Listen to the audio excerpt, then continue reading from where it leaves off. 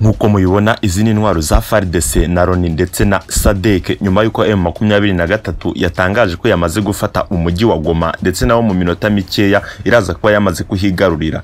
Habaye imirwano ikomeye dore ko M23 yari yamaze gutangaza ko nta bwoba bwo kurwana na Loni ndetse na SADC.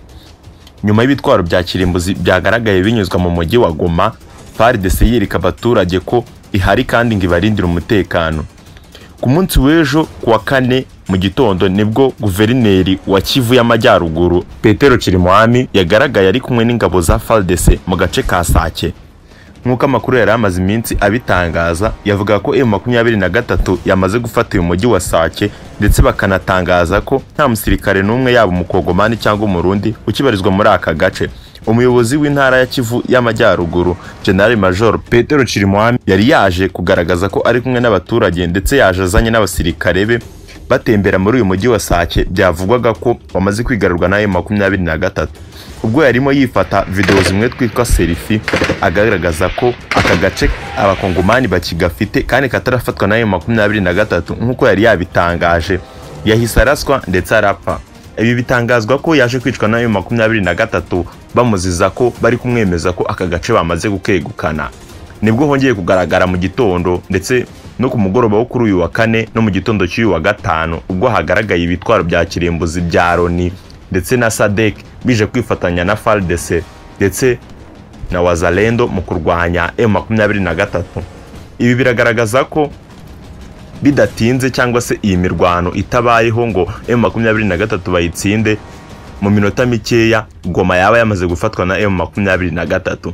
Mu mirwano ikomeye ndetse mu masasu menshi yaje kubahabya n'abaturage, SADC yatangarije M23 ko mu gihe habayeho iraswa ry'ibisasu bikaraswa ku mujyi wa Goma, ibitwaro bazanye baraza kubikoresha akazi kabyo bakatsa umuriro ndetse umuriro ukomeye cyane kuri M23 bakayihashya.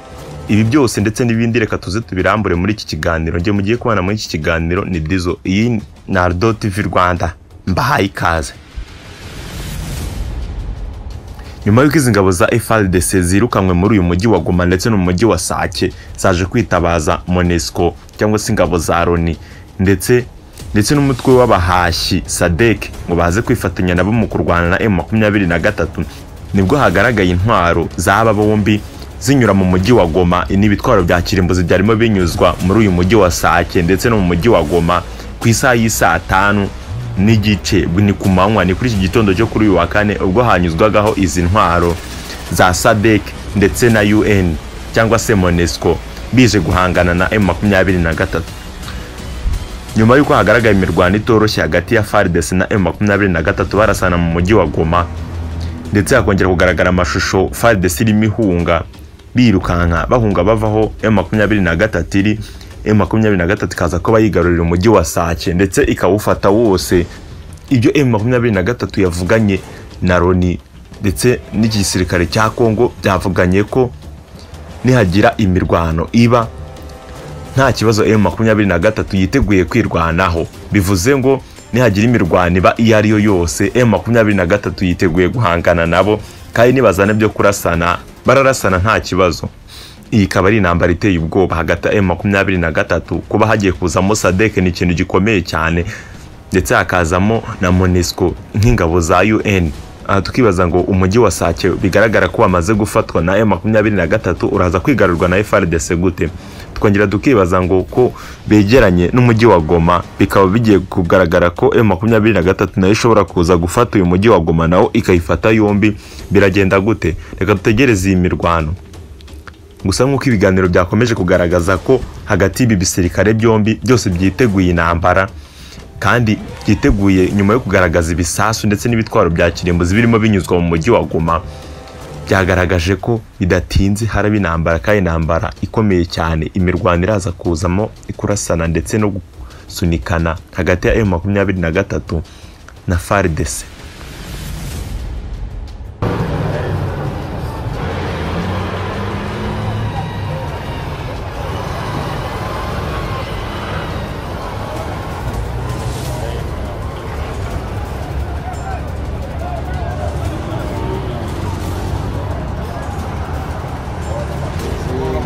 Mashini gani ile?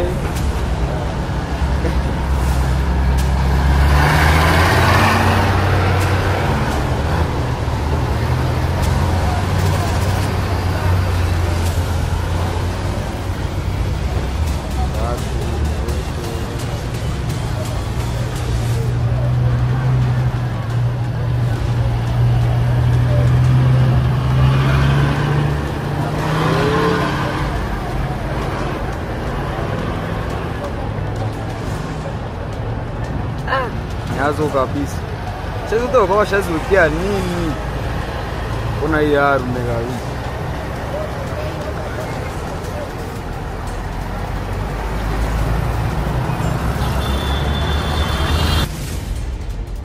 Izo ni intwaro zanyuzwaga mu mujyi wa Goma zijyanwa ku birindiro aho zigiye guhanganira na M23 mu mirwano yazindutse bakuru uyu wa kane, ari nayo yaje kuvamo iraswa ry'uyu mujenerali umuyobozi wa Kivu y'Amajyaruguru General Petero Chirimwami waje kurasirwa muri aka gace yajyanyemo n'abasirikare kujya kubwira abaturage ko bari kumwe nabo nyuma yo kubagezaho ijambo remeza uko nguko.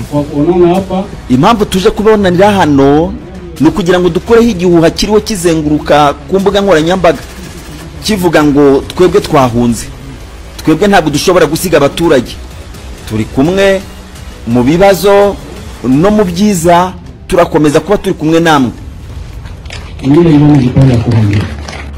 Ibi yabivuze nyuma yo kugaragara arimo atemberana n'abasirikare muri uyu mujyi wa Sake berekana ko bagihari batahunze bahunga abaturage cyangwa bahunga M23 bahari bakiri kumwe nabo.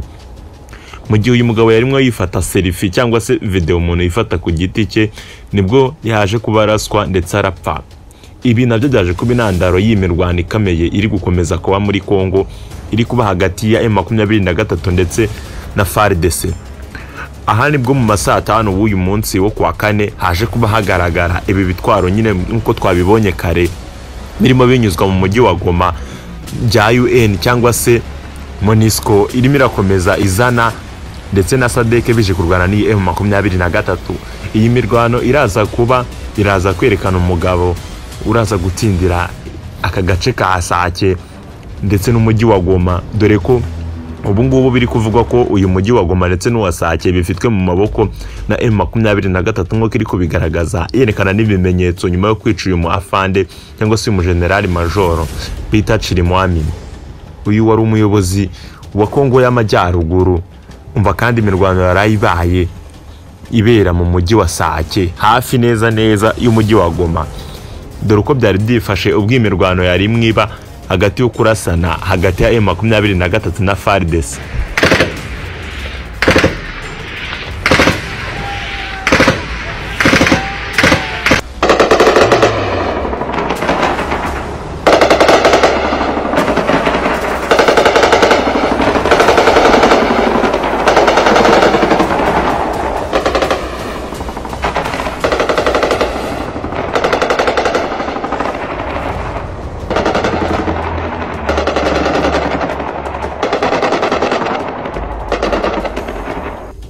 À partir ya Goma tokoki ko toucher Kigali wana akolala lisusu na ndako na ete akokota zamba asakana na bato mususu me asakana na Fati Beton te mokengeli ya bakongole. Si ibi gusa kandi dore ko FARDC yanatangaje ko yatangiye gukoreshwa indege z'intambara mu guhashya umwanzi cyangwa se mu guhangana na M23. Ibi byatangajwe nyuma yo kugaragaza ko atari FARDC gusa ahubwo ifite andi maboko ayishyigikiye mu kugira ngo nibura ibwire M23 ko igiye guhangana kandi igiye kuba intambara ikomeye cyane. M23 nayo mu gutangaza ko ntabwo bifite na gatoya yatangaje ko yiteguye kwihagararaho ndetse no kudefanda ndetse guhangana n'ibyanza byose nihabaho kurasana.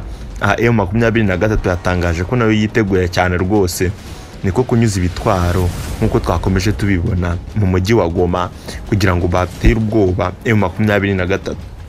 Aha mu mirwano yakomeje kuba M23 babonye ko ariyo yakomeje guhangana cyane ndetse nakomeza kurasa na FARDC kuko abasirikare benshi barashwe na ba FARDC. Ariko mu makuru ari gutangaza ko ibiri bube byose biraza kuba ari uko ingabo za Loni zamaze kuhagera, nk'uko Loni yamaze kuhagera ndetse na SADC yagarutse guhangana, ariko ikagaragaza ko itari burase na gatoya mu gihe M23 itaragira ikintu na kimwe ikora. Umurigwe ni kuvuga ngo ni mu gihe M23 itarigera ibarasaho na gakeye, ariko mu gihe habayeho iraswa niyo haba kurasa gatoya M23 ikarasa ku ngabo za SADC umuriro uraza kubacanwaho. Video zakomeje kunyuranyuranwamo ku mbuga nkoranyambaga ni video z'ibisasu byakomeje kuraswa na M23 irasa FARDC muri aka gace ka Sake kugira ngo ikigarurire neza kose kandi gafate nkuko yari yabitangaje ku munsi w'ejo mu gitondo, igaragariza ko nta musirikare n'umwe wa FARDC ugomba kuba ukirangwa mu gace ka Sake, ndetse ko mu gihe kitari kinini iraba yamaze kwigarurira n'umujyi wa Goma neza wose. Reka turebe aho biraza kugarukira nyuma y'uko izi ngabo za FARDC zihuje n'ingabo za Loni ndetse na SADC bikaba bigiye kurasana na M23. Umva uko byifashe muri M23 ubwo yari iri mu rugamba rwo kurasana na FARDC. Uwo nguwo niwe nshaka kufata wese ya 12 kwa Kavaringa bacanganyikiwe. Ndabasiri ndamesha barafu. Ndabasiri. Kara gasozi kabere aho ugeze.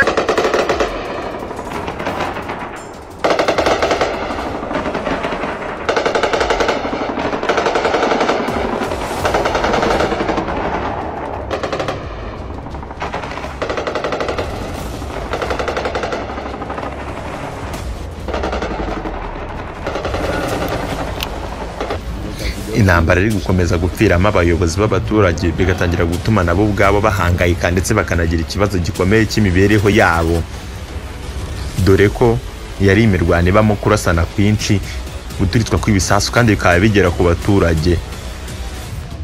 Iyi ni imirwano yatangiye guteza imvururu hagati y'abaturage. Mu baturage nta mutekano hari kuko batangiye kushagara ndetse batangiye kuva mu byabo, nkuko nta ntambara ishobora kubanga abaturage bagume mu byabo yateye ingaruka nyinshi cyane by'umwihariko dore ko hari gupfiramo cyane abasivile.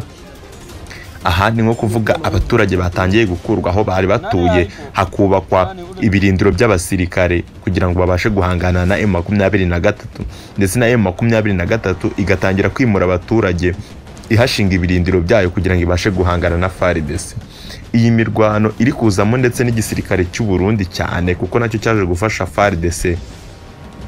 Byose muzajya mukomeza kubikurikirana hano kuri Aldo TV Rwanda. Nge mwabanye muri iki kiganiro ni Dizo, bararikiye gukomeza gukurikira ibiganiro byacu.